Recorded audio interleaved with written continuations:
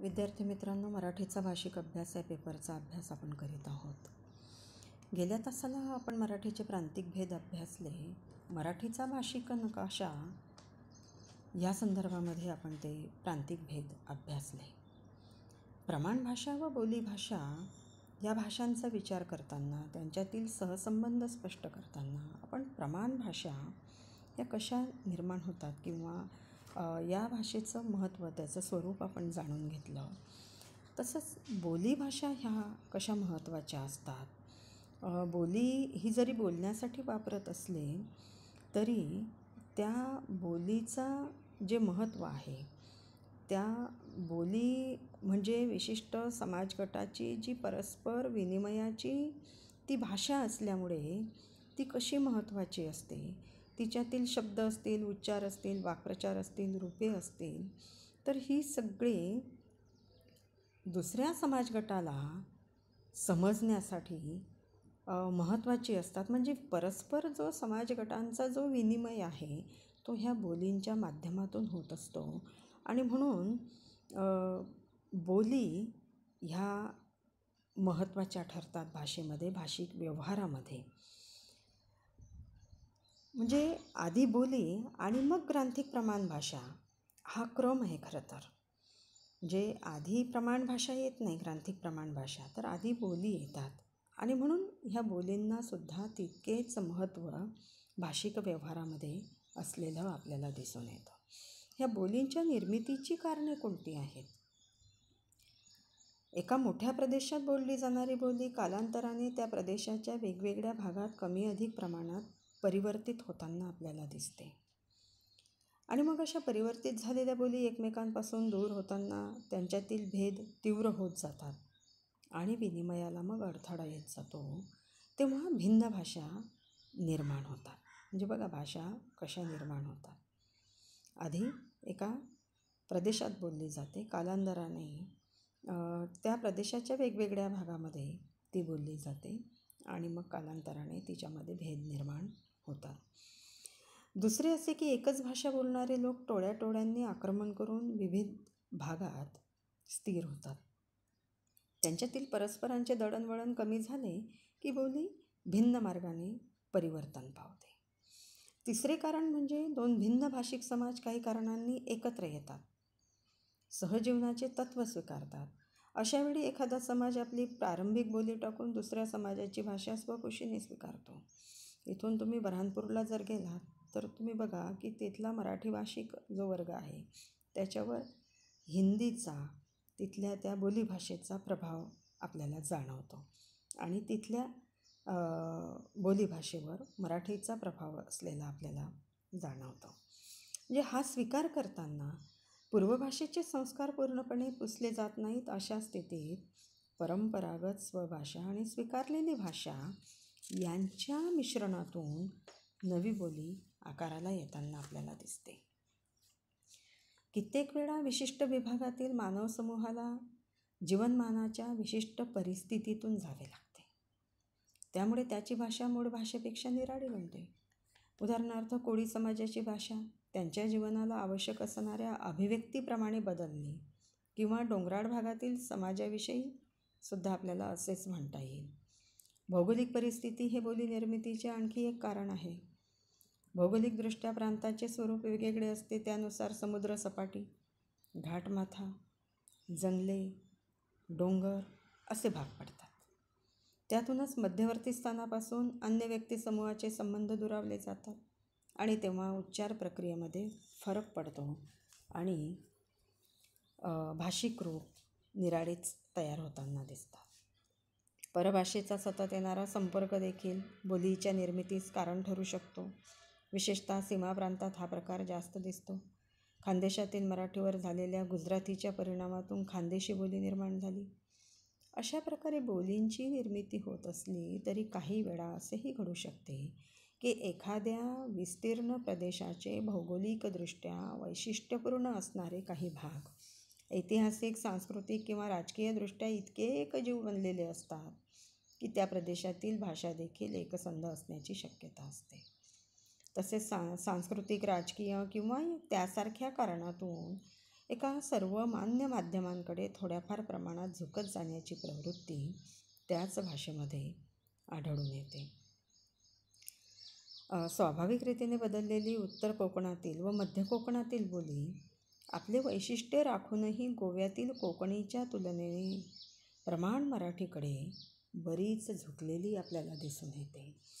म्हणजे यामध्ये जी वेगवेगळी कारणे आहेत की राजकीय सांस्कृतिक परिणाम यातून बोली निर्माण झालेल्या दिसतात. ज्या भाषेची सत्ता त्या प्रदेशात असते तिथल्या भाषेचा सुद्धा परिणाम झालेला आपल्याला दिसतो. त्याचप्रमाणे इतर भाषिक राज्यकर्ते जेव्हा आपल्या भाषिक प्रदेशामध्ये दीर्घकाळ राज्य करतात तेव्हा त्या विशिष्ट प्रदेशात त्या भाषेचा विशिष्ट परिणाम होतो. जे गोव्यात पोर्तुगीज दीर्घकाळ राहिले, गोमंतकाचं त्यावेळी भाषेवर प्रभुत्व केलं आणि गोव्यावर त्या भाषेचा परिणाम होऊन मराठी भाषा वाटू नये इतकं तिचं रूप बदललेलं आपल्याला दिसतं. त्याचबरोबर युद्धामुळे अनेक भाषिक समूह इकडचा तिकडे तिकडचा इकडे जातो, त्यांचा त्या भाषिक प्रदेशातील बोलींशी संबंध येतो, त्याचा परिणाम भाषेवर होतो. अशा वेळेस ही निर्वासित ज्या भागात जातील ती भाषा त्यांना स्वीकारावी लागते आणि तिचा आपल्या भाषेवर परिणाम होतो आणि त्याचा परिणाम त्यांच्या सवयी आणि त्यांच्या भाषेतील ते शब्द किंवा लहेजा तो भाषेवर लादला जातो. सामाजिक दर्जानुसार सुद्धा मग भाषा बदलताना दिसते. किंचित जाती धर्मानुसार तिचे वेगळे उच्चार असू शकतात. म्हणजे कोकणातील कोळ्यांची भाषा, भुसावळ किंवा यावल परिसरातील लेवा पाटील बोलींची लोकांची भाषा, जसं स्थलांतरामुळे ह्या बदल होतो, भौगोलिक परिस्थितीमुळे होतो, राजकीय सांस्कृतिक परिस्थितीमुळे होतो, युद्धामुळे देखील हा बदल झालेला आपल्याला दिसतो. आता प्रमाण भाषा आणि बोलीभाषा यांचा जो संबंध आहे तो कसा आहे? भाषा आणि बोली यांच्यातील संबंध समजेपर्यंत अशी समजूत होती की बोलीभाषांच्या अस्तित्वामुळे प्रमाण भाषा कमकुवत होते, तिच्या विकासाला अडथळा निर्माण होतो, भाषेचे शुद्ध रूप बोलीमुळे बिघडते, असं आजसुद्धा ग्रामीण भागामध्ये किंवा खेड्यांमध्ये आजसुद्धा म्हटलं जातं.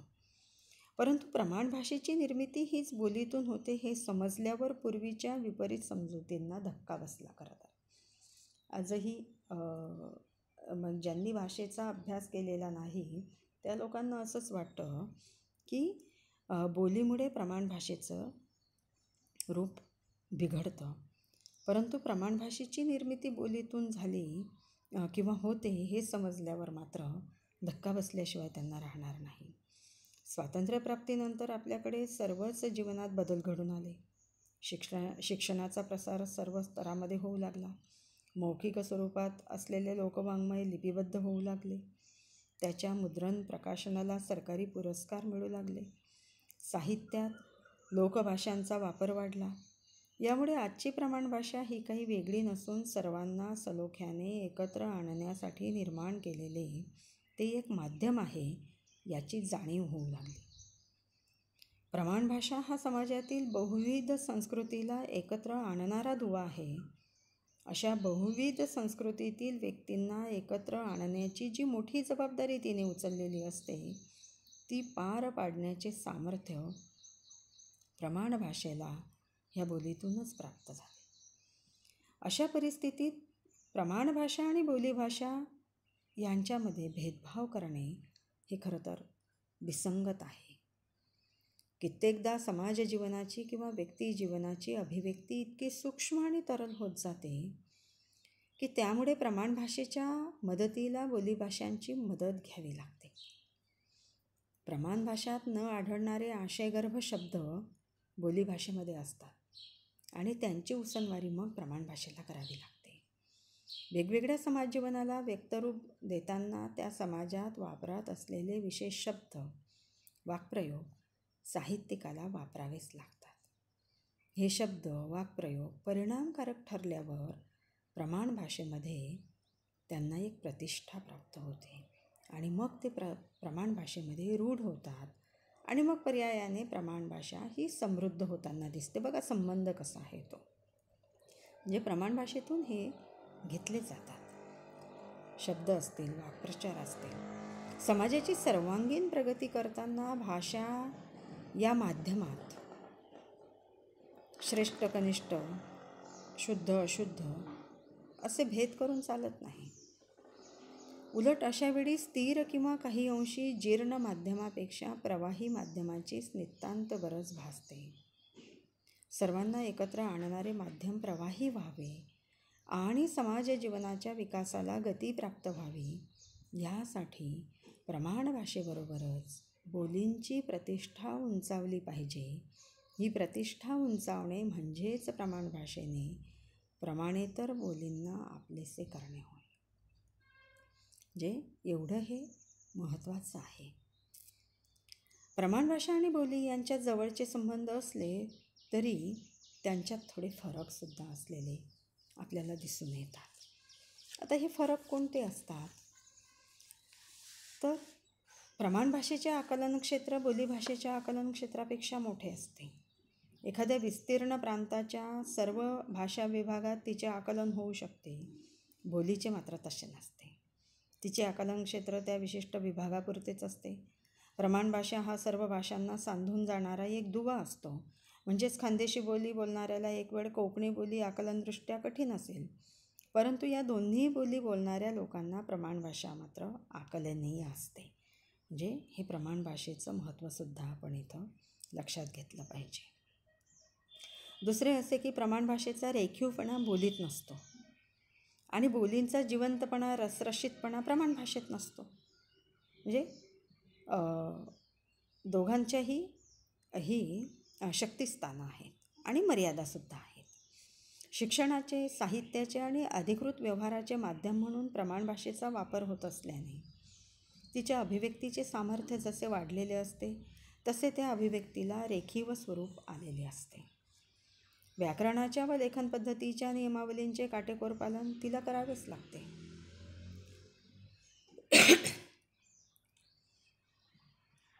बोली हे समाजाच्या दैनंदिन व्यवहाराचे मर्यादित क्षेत्रातील साधन असल्यामुळे तिचा कल सहजतेकडे, स्वाभाविकतेकडे अधिक असतो. त्यामुळे तिला एक प्रकारचे सहज सौंदर्य लाभलेले असते. प्रमाण भाषेचे सौंदर्य मात्र घोटीव स्वरूपाचे असते. बोली ही प्रमाण भाषेचे विकृत रूप नसून स्वाभाविक रीतीने आकारास आलेले एक भाषिक रूप असते, हे लक्षात घ्या.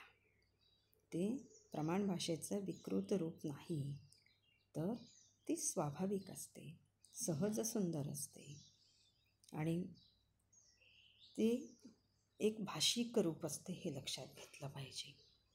बोलीतूनच प्रमाण भाषा आकारास येऊन जीवनाच्या संबंधातून ती विकसित होते.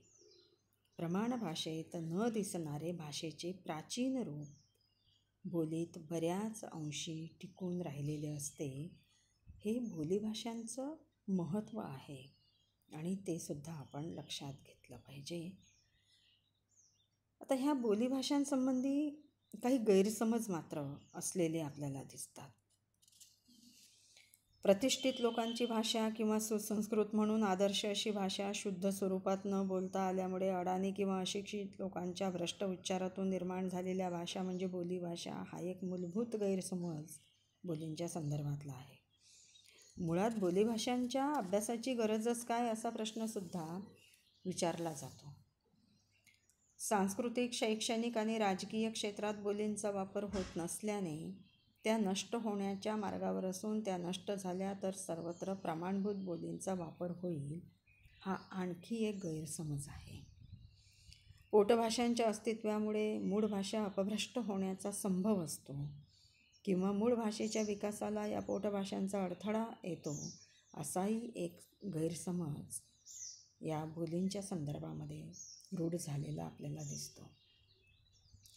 जेव्हा सामाजिक जीवनाचा सर्वांगीण विकास होऊ लागला आणि ऐतिहासिक दृष्टीने त्यातील घटनांकडे पाहण्याची दृष्टी प्राप्त झाली, तेव्हा या गैरसमजाविषयी परिस्थिती पालटू लागली. प्रमाण भाषेचे क्षेत्र विस्तृत असते, बोलीभाषेचे क्षेत्र हे मर्यादित असते. आकलनक्षमतेच्या दृष्टीने सुद्धा त्यामध्ये भिन्नता असलेली दिसते. बोलीभाषेला लिपी नसते तिच्यात फारसे वाङ्मय निर्माण झालेले नसते. एखाद्या स्थानिक बोलीमध्ये बोलींचे छोटे छोटे गट निर्माण होतात. बोलींमध्ये कोकणी, मालवणी, चित्पावणी, वऱ्हाडी, अहिराणी, डांगी, चंदीगडी, नागपुरी असे छोटे गट असू शकतात. अशा छोट्या प्रदेशात बोलल्या जाणाऱ्या भाषेत आणखी छोटे गट असतात. ज्या भाषा सीमा प्रदेशालगत बोलल्या जातात त्या प्रदेशात निकटवर्ती भाषेचा प्रभाव जास्त पडलेला दिसतो. उदाहरणार्थ अहिराणीवर डांगीचा परिणाम आहे. बेळगावकडे बोलल्या जाणाऱ्या भाषेवर कन्नडचा परिणाम असलेला आपल्याला दिसतो. म्हणजे ही सगळी बोलींची वैशिष्ट्ये आहेत.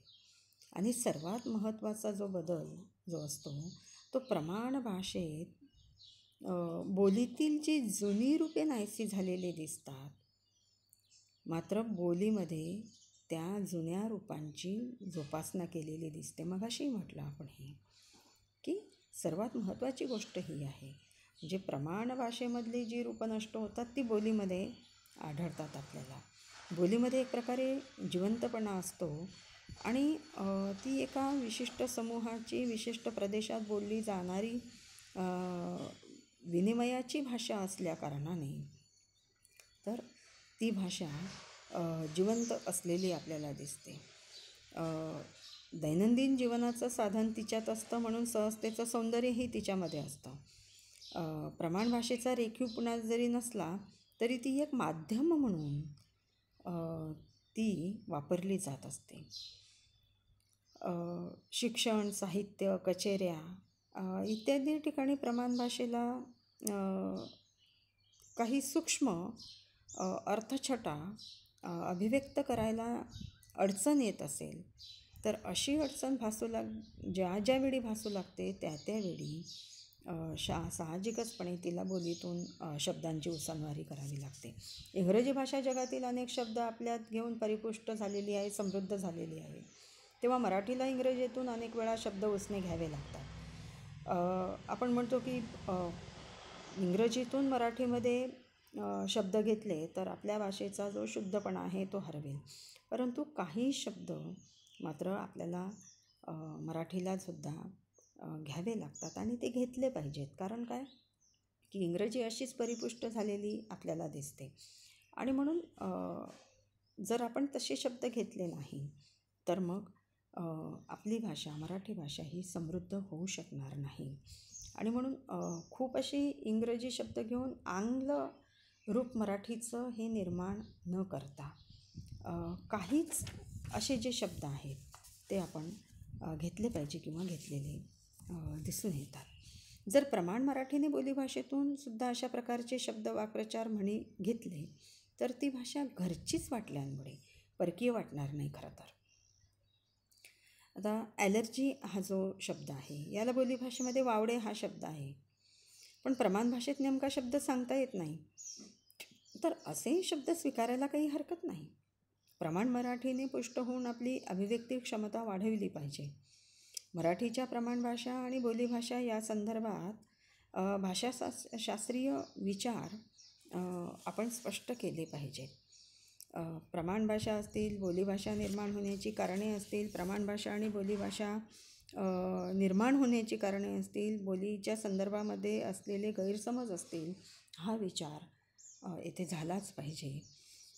येथे आपण थांबूया आणि ज्या बोलींच्या ठळक वैशिष्ट्यांचा परिचय आपल्याला करून घ्यायचा आहे त्यामध्ये वऱ्हाडी, चंदीगडी आणि अहिराणी या बोलींचा आपल्याला अभ्यास करायचा आहे. तो आपण पुढच्या तासाला करूया.